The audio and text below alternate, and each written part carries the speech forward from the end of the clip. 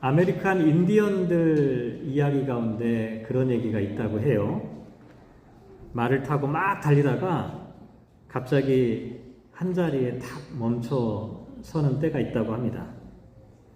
왜 그러냐면 내 영혼이 따라올 수 있는 시간을 주기 위해서라고 합니다. 참 생각해 볼 만한 이야기죠. 어쩌면 이 사순절이라는 게 그런 시간이 아닐까. 정신없이 바쁘게 막 살다가 잠시 멈추어 서는 거죠. 자신의 삶과 신앙을 돌아보는 시간이 필요하기 때문입니다. 오늘 사순절 첫 번째 주일은 시험과 유혹 앞에서라는 제목으로 말씀을 묵상하려고 합니다. 사람들은 이렇게 생각합니다. 시험이 없는 삶이야말로 축복된 삶이다. 내 앞에 아무런 문제가 없고 흔들림 없이 계획한 대로 모든 일들이 착착착 진행되는 삶을 사람들은 희망하지요. 그런데 저와 여러분이 살다 보니까 꼭 그런 것 같지는 않습니다.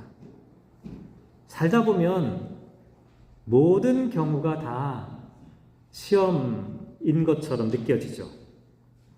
특별히 하나님을 깊이 만난 사람들의 모습을 봐도 시험이 면제된 사람들이 아닙니다. 오히려 시험 속에서 하나님을 만난 사람들이었죠. 아브라함이라고 하는 사람은 고향과 본토와 친척 아버지의 집을 떠남이라고 하는 그 시험 속에서, 모세와 이스라엘 백성들은 광야의 여정 가운데, 그 시험 가운데서 하나님을 만나게 되었죠. 그리고 우리가 함께 읽었지만 예수님께서도 광야에서 시험을 받으셨습니다.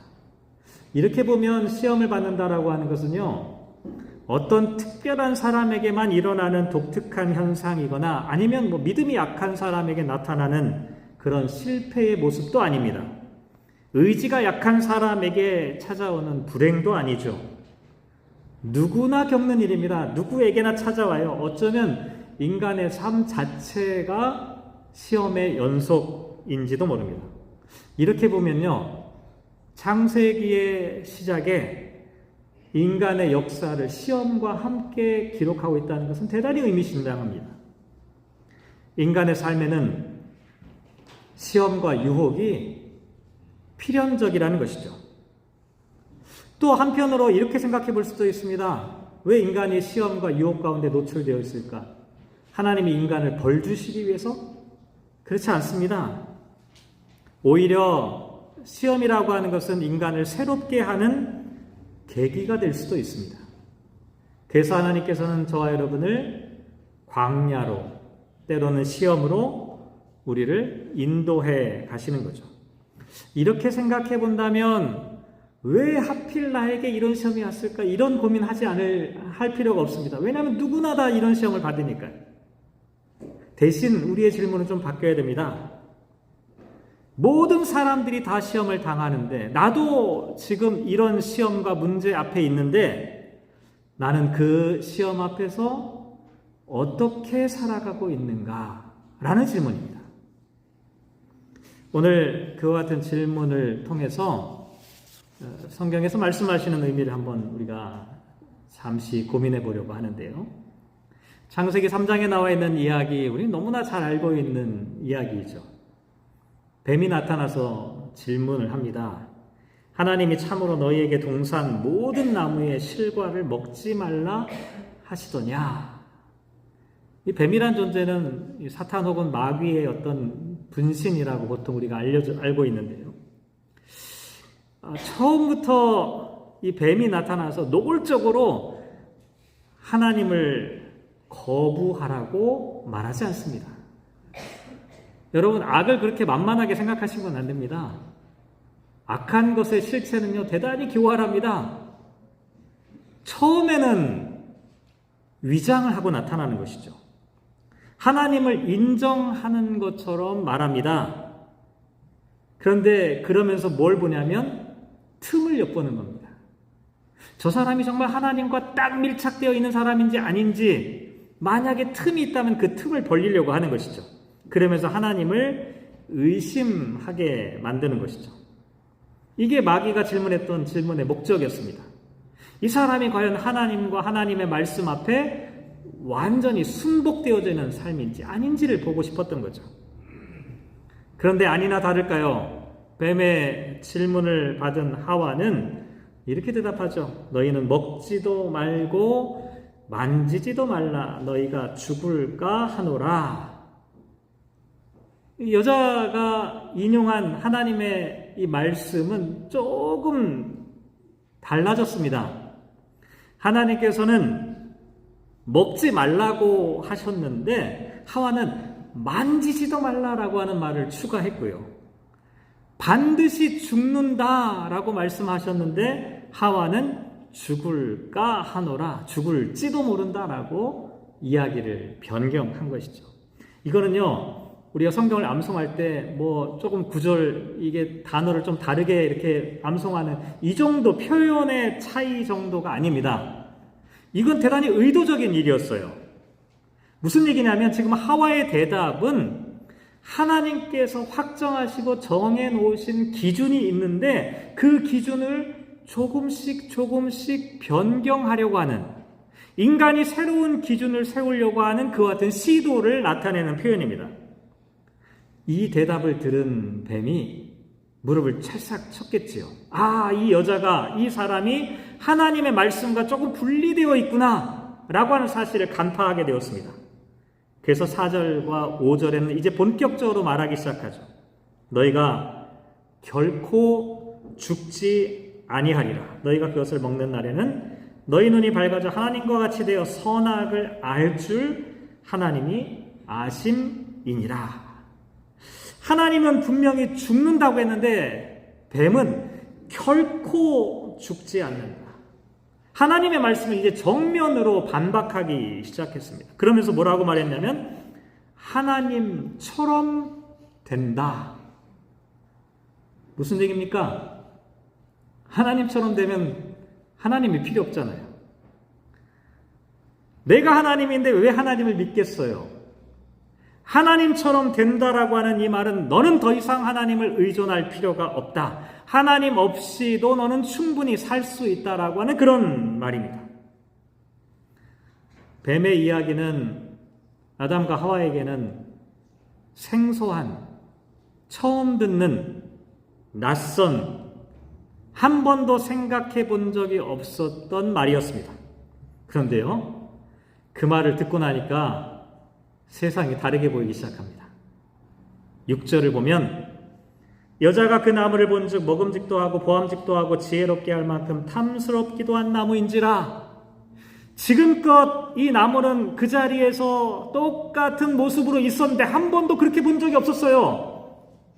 먹음직스럽고 보암직도 하고 탐스럽다고 생각한 적이 한 번도 없는데 이걸 먹으면 하나님처럼 된다라고 하는 이 이야기를 듣자마자 이 열매가 대단히 다르게 보이기 시작한 겁니다. 요한일서 2장 16절 말씀에 보면 이런 말씀이 나와 있어요. 세상에는 모든 것이 육신의 정욕과 안목의 정욕과 이생의 자랑이니 다 아버지께로부터 온 것이 아니요 세상으로부터 온 것이다. 인간을 타락하고 욕망에 빠뜨리는 것들의 출발점이 뭐냐? 육신의 정욕, 안목의 정욕이라고 하는 표현을 사용합니다. 이게 지금 하와와 아담의 모습입니다. 하나님의 말씀보다 지금 뭐가 더 우선시되기 시작했냐면 눈에 보이는 것, 손에 잡히는 것, 사람들이 인정해 주는 그와 같은 것들로 자기 마음이 움직이기 시작했습니다. 왜요? 하나님 없이 살 수 있다는 이야기를 들었거든. 아니, 네가 하나님처럼 하나님이 될 수 있다라고 말했기 때문입니다. 아담과 하와의 마음속에 이와 같은 욕망이 꿈틀꿈틀 피어나기 시작한 겁니다. 결국 아담과 하와는 이 시험에서 실패하게 되었죠. 또 다른 시험에 관한 이야기가 마태복음 4장에 기록되어져 있습니다. 예수님께서 세례를 받으신 직후에 성령님의 인도하심을 받았는데 하필이면 광야로 가셨습니다. 여러분들 성령님의 인도하심을 받으면 어디로 간다고요? 좋은 데로 가는 게 아니라 광야로 갑니다. 광야로. 이상하지 않나요? 왜 성령님께서는 예수님을 광야로 인도하셨을까? 사람들은 광야를 두려워합니다. 광야는 어떤 곳입니까? 아무것도 없는 곳입니다. 불안한 곳이죠. 희망이 없는 곳입니다. 신앙도 흔들린다고 생각하는 곳이 광야입니다. 그런데 이상하게도 성경은 광야를 그렇게 말하지 않습니다. 모세는 호렙산에서, 호렙이라고 하는 이 단어가 텅 비어있다라고 하는 뜻입니다. 공허한, 광활한, 황량한. 모세는 그곳에서, 그 광야에서 하나님을 만났습니다. 이스라엘 백성들도 마찬가지죠. 광야의 여정 가운데 시내산에서 하나님의 인도하심과 율법의 말씀을 받게 되었죠. 광야는 말 그대로 정말 힘든 곳입니다. 이 중에서도 지금 광야의 삶을 사시는 분이 있을지도 모르겠는데요. 광야는 힘든 곳입니다. 그런데 그렇기 때문에 오히려 광야에서는 하나님을 가장 가까이에서 만날 수 있는 곳이기도 합니다. 가장 텅 비어있는 곳이지만 오히려 그곳이야말로 하나님으로 충만한 그와 같은 삶을 살 수 있는 곳이죠. 물론 그렇다고 해서 무조건 광야에 가기만 하면 저절로 모든 것이 다 해결되고 하나님을 만날 수 있다, 이런 얘기는 아닙니다. 이스라엘 백성들이 광야에서 하나님을 만나서 하나님의 계명을 듣긴 들었지만 동시에 또 어떤 일도 있었습니까? 광야에서 하나님을 원망하고 하나님께 불평하고 우상을 만든 것도 광야였습니다. 그러니까 광야 그 자체가 자동적으로 우리에게 뭔가를 만들어주거나 우리를 더 신앙적으로 단련하는 자동적인 훈련 장소는 아닙니다.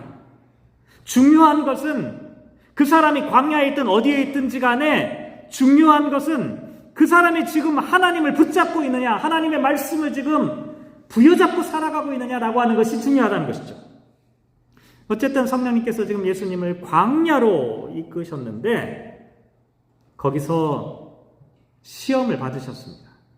3절에 보면 시험하는 자가 예수께 나와 이르되 네가 만일 하나님의 아들이거든 명하여 이 돌들로 떡덩이가 되게 하라. 마귀는 뭐라고 말합니까? 돌을 떡으로 만든 그 능력이 있다면 너는 하나님의 아들임을 증명하는 조건이 된다. 잘 생각해 보면요, 오늘날도 이런 비슷한 생각을 하시는 분들이 많습니다. 내가 엄청나게 성공하고 경제적인 안정과 뭔가 대단한 업적을 이룬다면 그 사람의 믿음이 증명된다라는 식으로 생각하는 논리입니다. 그런데 예수님께서는 그 논리를 받아들이지 않으셨죠. 사람이 떡으로만 살 것이 아니요 하나님의 입으로부터 나오는 모든 말씀으로 살 것이다. 돌멩이를 떡으로 만드는 것이 하나님의 아들이신 예수님을 증명하는 것이 아니라는 겁니다. 왜냐하면 인간은 떡만 먹는다고 인간다운 삶을 살아가는 것이 아니기 때문입니다. 오히려 문제는 뭐냐면 인간을 떡만으로, 떡을 존재의 전부로 생각하는 순간 어떻게 됩니까? 인간은 인간됨을 상실하게 됩니다. 인간은 그런 존재가 아닙니다. 인간은 먹기만 하면 생존하는 존재가 아닙니다. 인간은 영적인 존재입니다. 인간은 하나님과의 관계 속에서 살아갈 때만 의미가 있습니다. 하나님의 말씀으로 살아갈 때만 그 사람이 참된 가치가 있다는 것이죠. 그래서 예수님께서 하신 말씀이었습니다.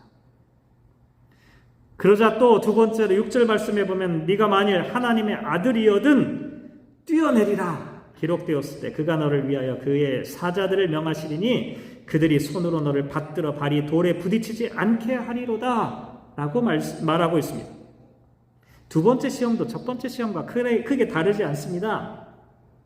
사람들 앞에서, 지금 예수님을 향해서 말하는 거죠. 사람들 앞에서 하나님의 아들임을 증명하려면 한번 뛰어내려봐라. 하나님이 널 지켜줄 것이 아니냐?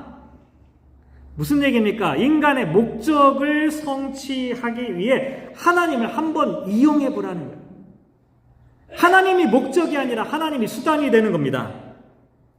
지금도 사람들은 비슷한 이야기를 많이들 합니다. 하나님, 이거 한번 해결해 주십시오. 그럼 내가 하나님을 믿겠습니다.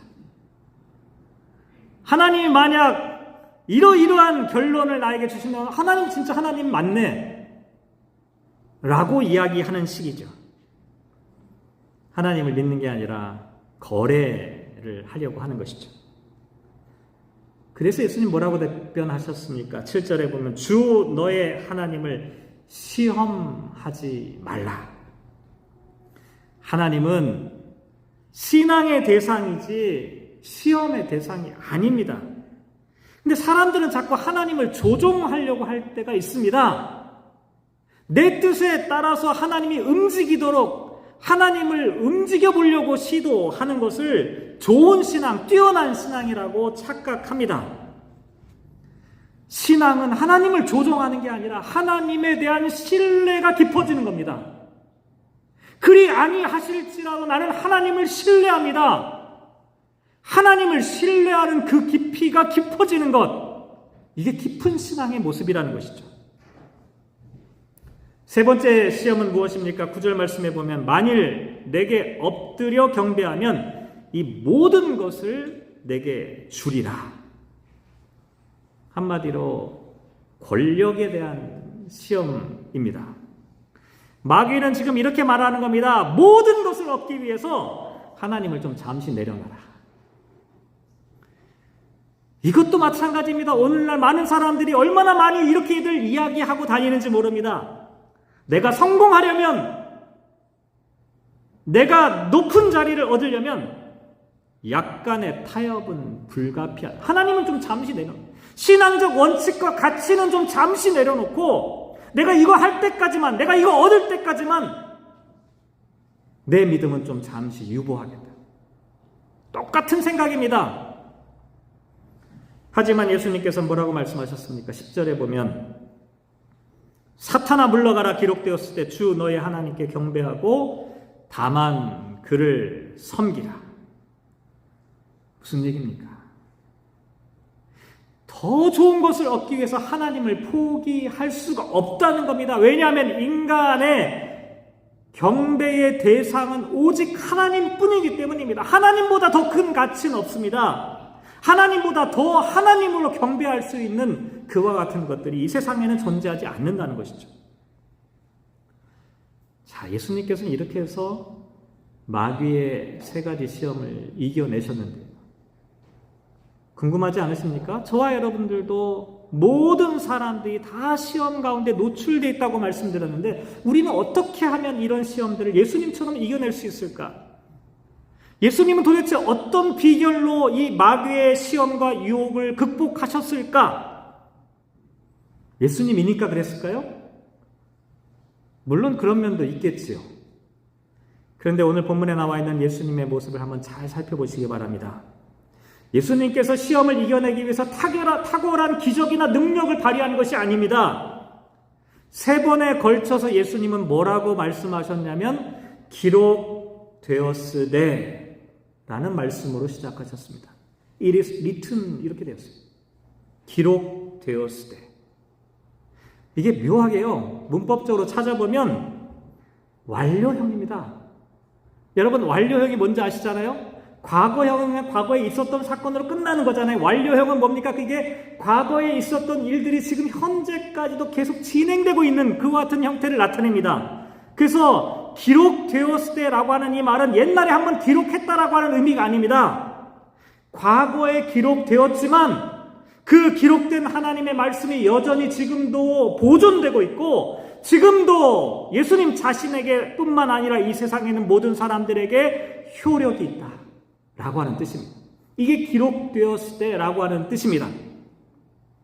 다시 말씀드리면 예수님은 하나님의 말씀을 그냥 사문화된 조항으로 받아들인 것이 아닙니다. 예수님께 하나님의 말씀은 살아있었습니다.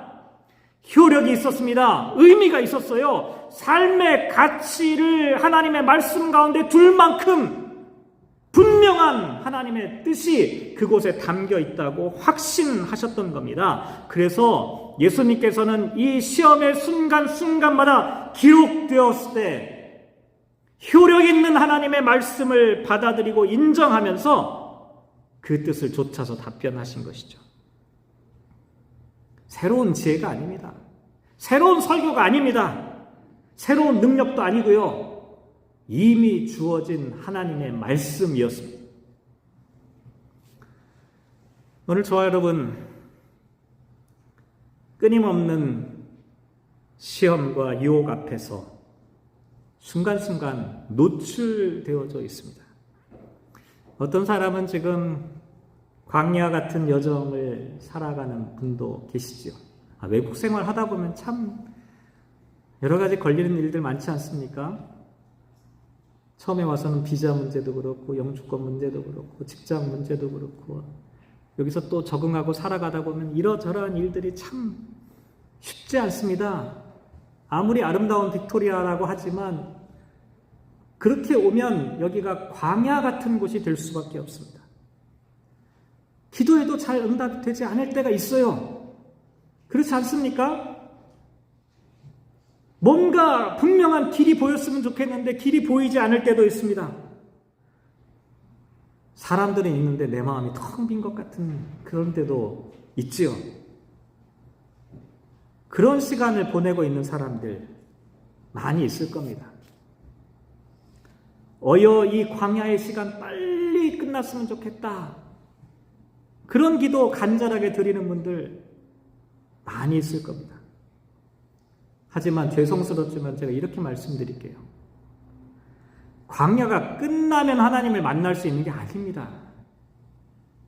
광야 여정 속에서도 하나님을 만나야 하는 것입니다.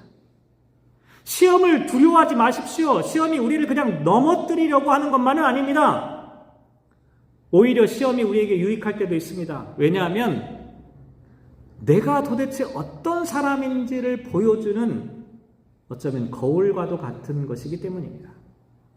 설교를 시작하면서 그런 말씀 드렸죠. 말을 달리던 인디언들이 잠시 서서 영혼이 돌아오기를 기다렸던 것은 이제 내가 더 이상 말을 달리지 말아야지 경주를 포기하려고 했던 것이 아닙니다. 경주를 더 잘하려면 어떻게 됩니까? 지금까지 정신없이 앞만 보고 달리다가 내 잃어버린 영혼들 그대로 가면 안 된다는 것을 깨달은 겁니다. 그 순간에 멈춰서는 것이죠. 정지하는 겁니다. 정신을 차려보려고 하는 것이죠. 사순절도 마찬가지입니다.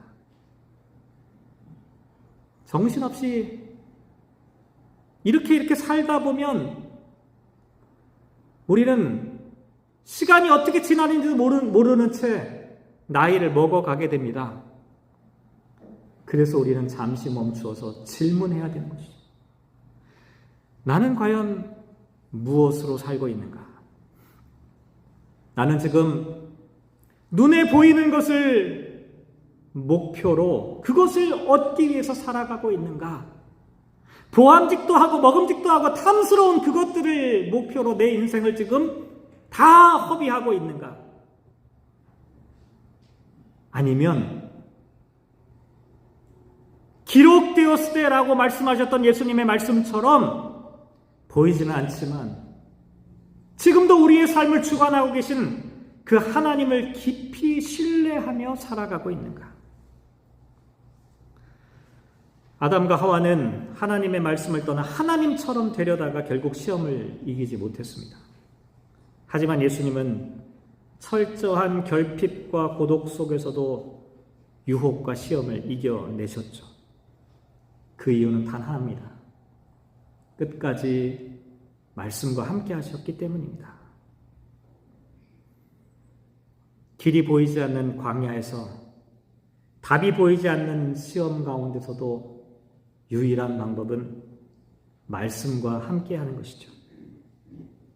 사랑하는 성도 여러분, 예수님께서 광야에서 40일 동안 시험과 유혹 앞에서 끝까지 하나님의 말씀을 붙잡았던 것처럼 저와 여러분 이번에 사순절 기간 그런 시간이 되면 어떨까요? 스스로 하나님이 되려고 하는 사람들에게는 하나님 말씀 필요 없습니다. 그렇잖아요. 자기가 하나님인데 왜 하나님 말씀을 또다시 읽겠어요? 필요 없어요. 하지만 우리는 하나님의 말씀이 필요한 사람들입니다. 이 사순절의 여정, 수많은 시험과 도전과 갈등 앞에서 하나님의 말씀에 비추어서 저와 여러분의 인생을 결단하고 살아가는 그런 시간들이 되시기를 주님의 이름으로 축복합니다. 기도하겠습니다.